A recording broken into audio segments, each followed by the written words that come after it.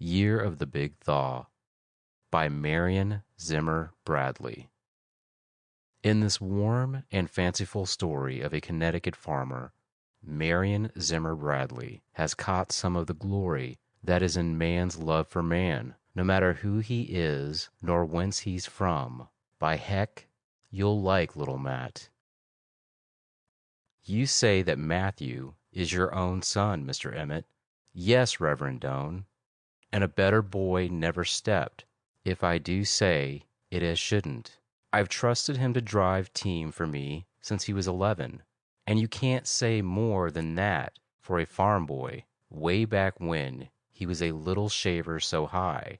When the war came on, he was bounden. He was going to sail with the Admiral Farragut. You know boys that age, like runaway colts. I couldn't see no good in his being cabin boy on some tarnation Navy ship, and I told him so. If he waited to sail out on a whaling ship, I low I'd have to let him go. But Marthy, that's the boy's mom, took on so that Matt stayed home. Yes, he's a good boy and a good son. We'll miss him a powerful lot if he gets the scholarship thing. But I low it'll be good for the boy to get some learnin'.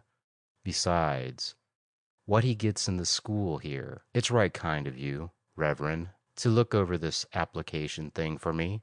Well, if he is your own son, Mr. Emmett, why did you write birthplace unknown on the line here? Reverend Doane, I'm glad you asked me that question. I've been turning it over in my mind, and I've just about come to the conclusion it wouldn't be nohow fair to hold it back. I didn't lie when I said Matt was my son, because he's been a good son to me, and Marthy, but I'm not his pa, and Marthy ain't his ma, so could be I stretch the truth just a mite. Reverend Doane, it's a tarnal funny yarn, but I'll walk into the meetin' house and swear to it on a stack of Bibles, as thick as a cord of wood. You know I've been farming the old corning place these past 7 years. It's good, flat Connecticut bottom land, but it isn't like our land up in Hampshire, where I was born and raised. My pa called it the Hampshire Grants, and all that was king's land when his pa came in there and started farming at the foot of Scuttock Mountain. That's Injun for fires, folks say, because the Injuns used to build fires up there in the spring for some of their heathen doodads. Anyhow, up there in the mountains, we see a tarnal power of queer things. You call to mind the year we had the big thaw, about 12 years before the war. You mind the blizzard that year. I heard tell it spread down most to York, and at Fort Orange, the place they call Albany now. The Hudson froze right over, so they say. But those York folks do a sight of exaggerating, I'm told. Anyhow, when the ice went out there was an almighty good thaw all over, and when the snow run off Scuttock Mountain, there was a good-sized hunk of farmland in our valley went under water.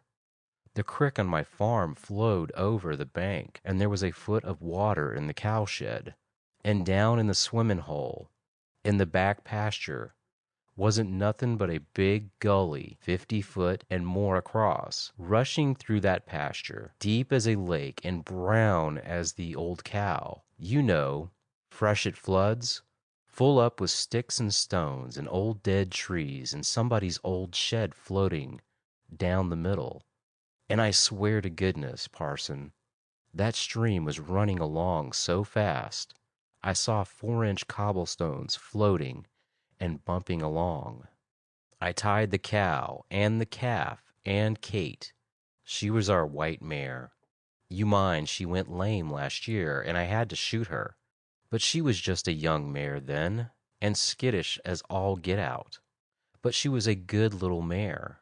Anyhow, I tied the whole kit and caboodle of them in the woodshed up behind the house, where they'd be dry. Then I started to get the milk pail. Right then I heard the gosh awfulest screech I ever heard in my life. Sounded like thunder and a freshet and a forest fire all at once. I dropped the milk pail. I heard Marthy scream inside the house, and I run outside. Marthy was already there in the yard, and she points up in the sky and yelled, "Look up yonder." We stood looking up the sky over Shattuck Mountain, where there was a great big shoot now. I don't know as I can call its name, but it was like a trail of fire in the sky, and it was making the dangest racket you ever heard, Reverend. Looked kind of like one of them 4th of July skyrockets, but it was big as a house. Marthy was screaming, and she grabbed me and hollered, "Hez, what in tunket is it?" And when Marthy cusses like that, Reverend, she don't know what she's saying. She's so scared. I was plumb scared myself. I heard Liza, that's our young'un, Liza Grace. They got married to the Taylor boy. I heard her crying on the stoop, and she came flying out with her penny all black and hollered to Marthy that the pea soup was burning. Marthy let out another screech and ran for the house. That's a woman for you. So I quieted Liza down some, and I went in and told Marthy it weren't no more than one of them shooting stars. Then I went and did the milking. But while we were sitting down to supper, there came the most awful grinding, screeching, pounding crash I ever heard. Sounded if it were in the back pasture, but the house shook as if something had hit it. Marthy jumped a mile, and I never saw such a look on her face. "Hez, what was that?" she asked. "Shoot, now, nothing but the freshet," I told her, but she kept on about it. "You reckon that shooting star fell in our back pasture, Hez?" "Well, now, I don't 'low it did nothing like that," I told her, but she was jittery as an old hen, and it warn't like her nohow. She said it sounded like trouble, and I finally quieted her down by saying I'd saddle Kate up and go have a look. I kind of thought, though I didn't tell Marthy, that somebody's house had floated away in the freshet and run aground in our back pasture. So I saddled up Kate, and I told Marthy to get some hot rum ready in case there was some poor soul run aground back there, and I rode Kate back to the back pasture. It was mostly uphill, because the top of the pasture is on high ground, and it sloped down to the creek on the other side of the rise. Well, I reached the top of the hill and looked down. The creek were a regular river now, rushing along like Niagara. On the other side of it was a stand of timber.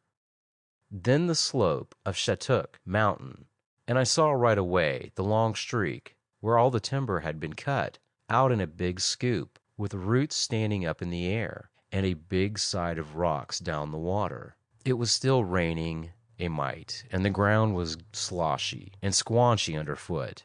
Kate scrunched her hooves and got real balky, not liking it a bit. When we got to the top of the pasture, she started to whine and whicker and stamp, and no matter how loud I whoaed, she kept on stamping, and I was plumb scared she'd pitch me off in the mud. Then I started to smell a funny smell, like something burning. Now, don't ask me how anything could burn in all that water, because I don't know.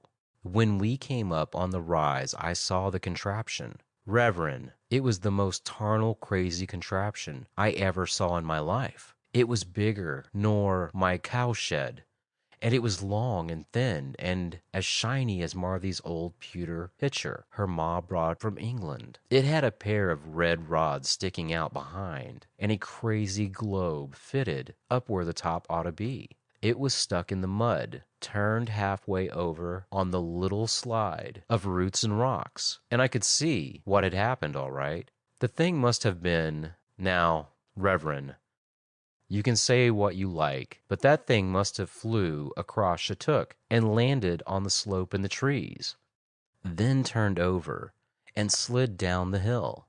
That must have been the crash we heard. The rods weren't just red, they were red hot. I could hear them sizzle as the rain hit them. In the middle of the infernal contraption there was a door, and it hung all too other as if every hinge on it had been wrenched halfway off.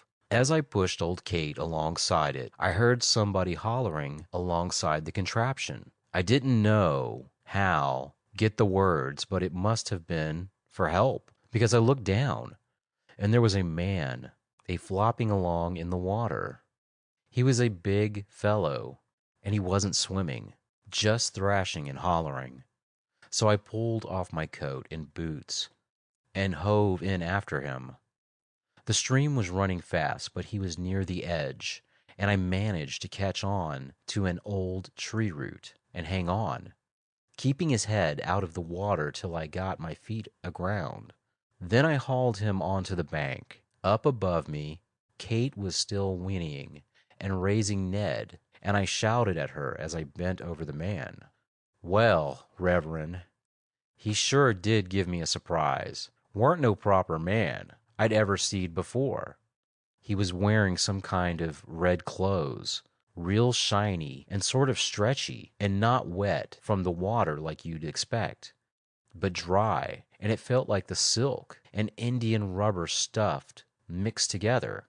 And it was such a bright red that at first I didn't see the blood on it. When I did, I knew he were a goner.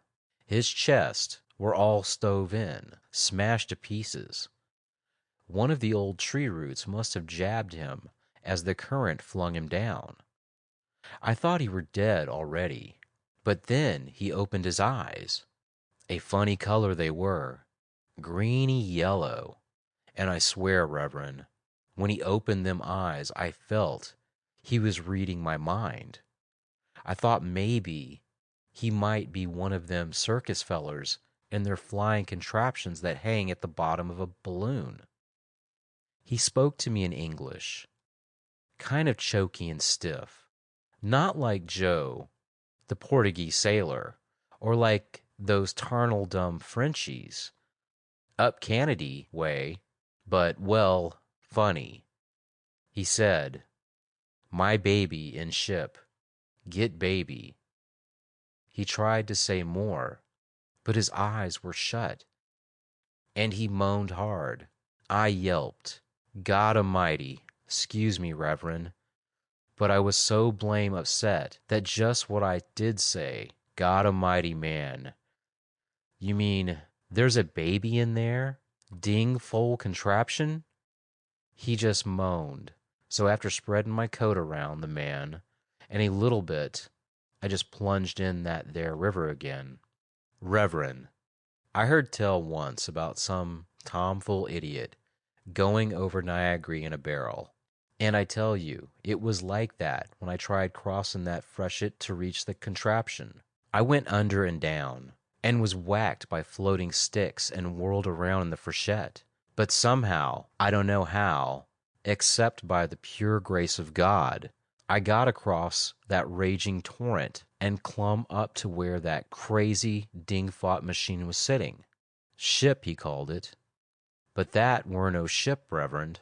It was some flying dragon kind of thing. It was a real scary-looking thing. But I clumb up to the little door and hauled myself inside it, and sure enough, there was other people in the cabin, only they was all dead. There was a lady and a man and some kind of an animal, looked like a bobcat, only smaller, with a funny-shaped rooster comb thing on its head. They all, even the cat thing, was wearing those shiny, stretchy clothes, and they all was so battered and smashed, I didn't even bother to hunt for their heartbeats. I could see by the look they was dead as a doornail. Then I heard a funny little whimper, like a kitten, and in a funny rubber cushion thing there's a little boy baby, looked about 6 months old. He was howling, lusty enough, and when I lifted him out of the cradle kind of thing, I saw why. That boy baby, he was wet, and his little arm was twisted under him. That there flying contraption must have smashed down awful hard. But that rubber hammock was so soft and cushiony, all it did to him was jolt him good. I looked around, but I couldn't find anything to wrap him in. And the baby didn't have a stitch on him except a sort of spongy paper diaper, wet as sin.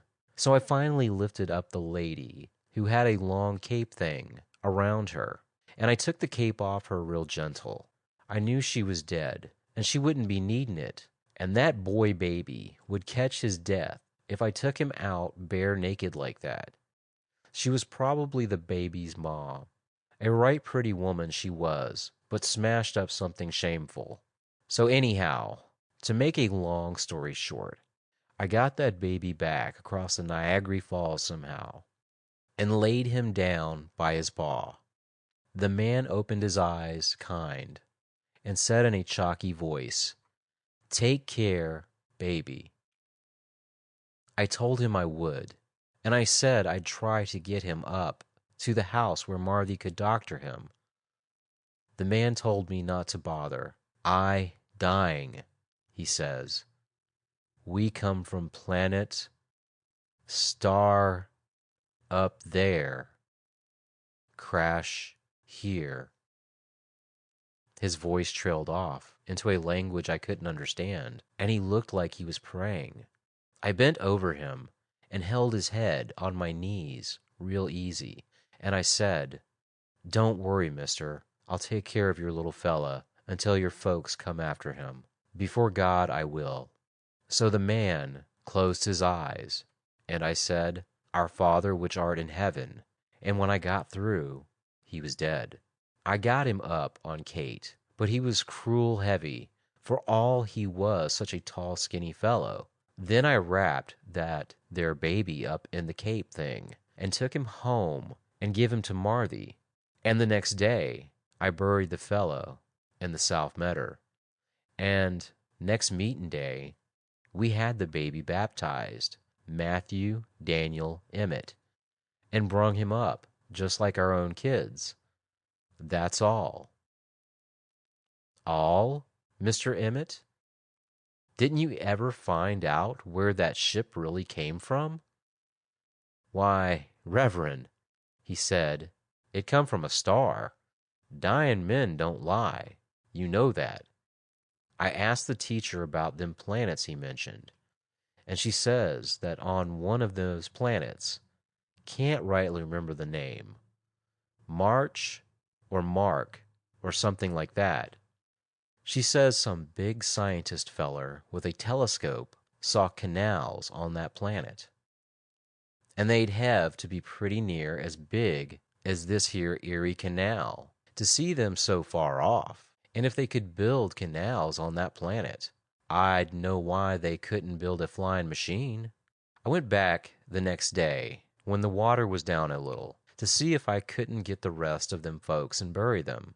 But the flying machine had broke up and washed down the crick. Marthy's still got the cape thing. She's a powerful savin' woman. We never did tell Matt, though. Might make him feel funny to think he didn't really belong to us. But, Mr. Emmett, didn't anybody ask questions about the baby? Where you got it? Well, now, I'll low there was curious, because Marthy hadn't been in the family way, and they knew it. But up here folks mind their own business pretty well, and I just let them wonder. I told Liza Grace I'd found her new little brother in the back pasture. And of course it was the truth. When Liza Grace growed up, she thought it was just one of them yarns old folks tell, the little shavers. And has Matthew ever shown any differences from the other children that you could see? Well, Reverend, not so you could notice it. He's powerful smart, but his real pa and ma must have been right smart to build a flying contraption that could come so far. Of course, when he were about 12 years old, he started reading folks' minds, which didn't seem exactly right. He did tell Marthy what I was thinking and things like that. He was just at the pesky age. Liza Grace and Minnie were both a courtin' then, and he'd drive their boyfriends crazy, telling them what Liza Grace and Minnie were a thinkin', and tease the gals by telling them what the boys were thinking about. There weren't no harm in the boy, though. It was all teasing, but it just weren't decent somehow. So I took him out behind the woodshed and gave his britches a good dustin', just to remind him that kind of thing weren't polite, nohow. And Reverend Doane, he ain't never done it since. End of Year of the Big Thaw by Marion Zimmer Bradley.